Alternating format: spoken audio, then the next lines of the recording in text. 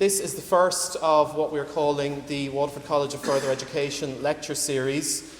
We have invited down major contributors and figures in the area of, I suppose, social care and the caring professions, really all different areas. Today, I'm privileged to welcome Colm O'Gorman. Colm is, at the moment, the Chief Executive, that's the correct title? Executive Director. Executive Director of Amnesty International Ireland. He's also a founder member of 1 in 4, an organisation which supports and I suppose campaigns for the rights and welfare of people who have been victims and survivors of clerical sexual abuse. And Colm has been a major campaigner, investigator, contributor into the area of I would say child protection across the board, even though obviously the focus has been on survivors of clerical abuse. So I'd like you to put your hands together, please, and welcome Colm O'Gorman.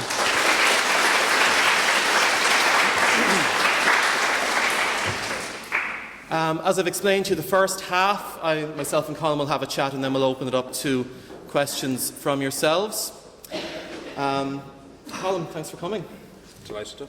I'm amazed there's so many of you here, because there's an open day, right? You actually don't have to be.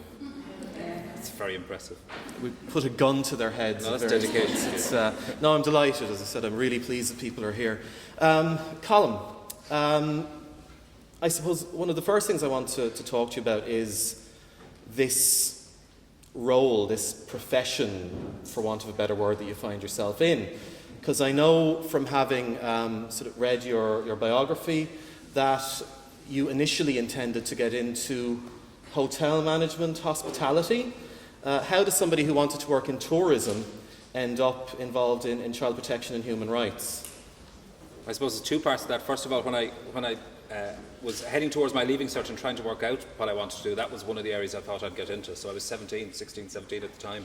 That's a while ago now. Yeah. So life changes and other things happen. And I mean, thankfully, we're at a point now where it's very common for people to have a number of careers throughout their lives. And I mean, it's something that we embrace an awful lot more now. I think it's a very healthy thing, that we don't have to make decisions when we're 14, 15, 16 or 17 about what we're going to do and then stick to that forever. But I mean, the work that I do now and the work that I've done over the last number of years, it's never just been a job, and it's always been there as an element of what I've done. It's interesting that in Amnesty now, when we talk about some of the work we're doing on human rights here in Ireland, the domestic kind of human rights issues that we're working on, a major focus for us right now is mental health. Well, the first time I ever made a public speech in my life was at the age of 14, as part of a debating series that I got involved in, because they were debating about the state of mental health services in Ireland. And the first speech I ever made was to highlight the kind of awful conditions that people who were experiencing mental health difficulties were experiencing in large psychiatric institutions here in Ireland. St. Senan's in Enniscorthy was the institution that I focused on. Well, you know, here we are in 2010, and a big part of our work in Amnesty right now is talking about exactly the same thing in exactly the same institutions in many ways. And there was a report published from the Inspectorate over Christmas which highlighted all of those issues. It's still ongoing. But I actually found that many of our psychiatric institutions, the large institutions, were unfit for human habitation. And that's pretty extreme.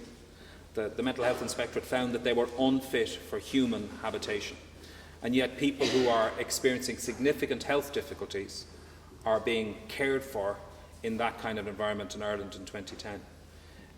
Which is kind of obscene. It's beyond obscene. Yeah. Particularly when you think about the period of significant wealth and investment that we've come through.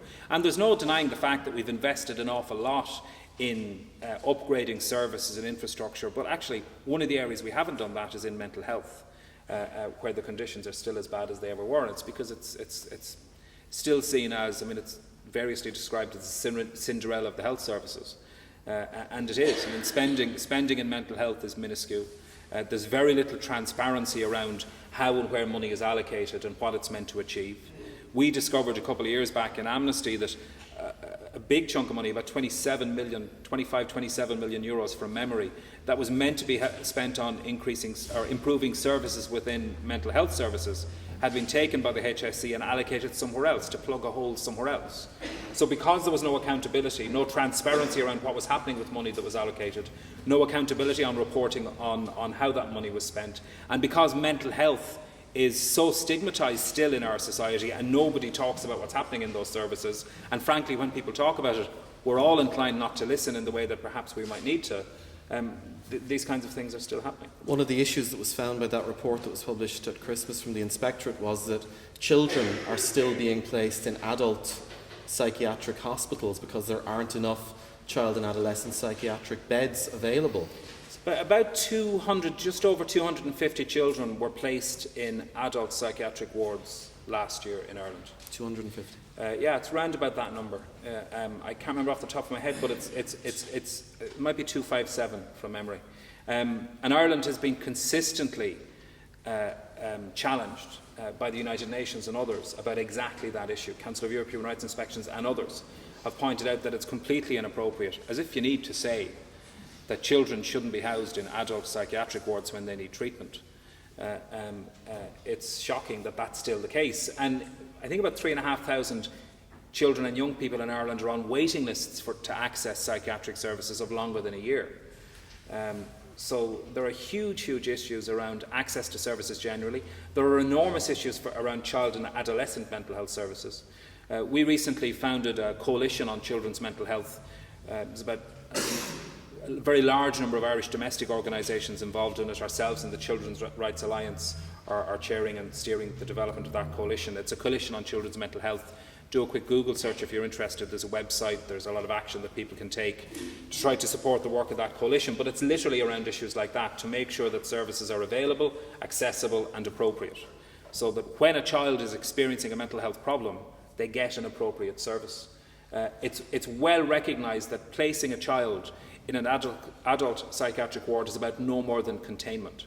It really just, it's not about treatment. It's really no better than just detention and containment.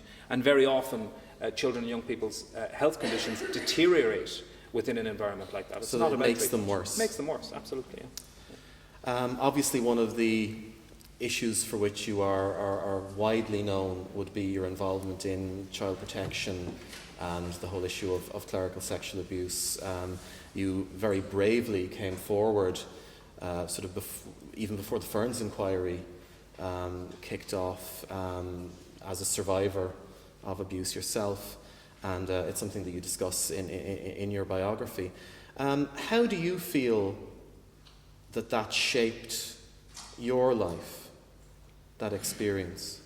Well, dramatically for a very long time, and in very negative ways. It really limited my capacity to be myself and to play a full part in my own life, or to really fulfill the things that I might have been able to fulfill, to live a kind of a fulfilled real life. I was completely alienated from myself, never mind from other people. Because I judged myself so harshly for what had been done to me, I believed I was the problem. I believed I was responsible for everything that had happened to me. I mean, nobody else was taking responsibility for it when I was a child, so okay, something terrible is happening, it's got to be me, I have to be the one that's wrong. And for most of my life, I ran away from even acknowledging what it was that had happened. Never mind considering the way that it affected me. So I had no sense of myself, I had no idea who I was. If I met somebody, if I met you back then, the first thing I'd be trying to work out is, how do I get you to think that I'm all right? What do I need to do so that you will think I'm acceptable? Because I don't. I despise myself. So I had no real relationship with myself. Everything was about trying to project an image that other people would find acceptable, because I wasn't. Which meant that if you don't have a relationship with yourself, you can't have a relationship with anybody else. I mean, how do you relate to somebody? It's the old cliche, but yet it is completely true. Yeah, but I mean, reduced down to a very deep level. I mean, you can't love anybody else if you can't love yourself. I mean, it's much more basic than that. If you can't actually even relate to yourself, if you don't know who you are, if you can't be who you are, how do you be with somebody else? So for a lot of my life, I mean, up until I was, a real turnaround was about 1994, when I decided I had to do something about this thing that had happened. And that's what it was like. I mean, I didn't say I was sexually abused when I was a child and when I was a teenager and I need to do something about that. It was, I have to do something about that thing over there somewhere.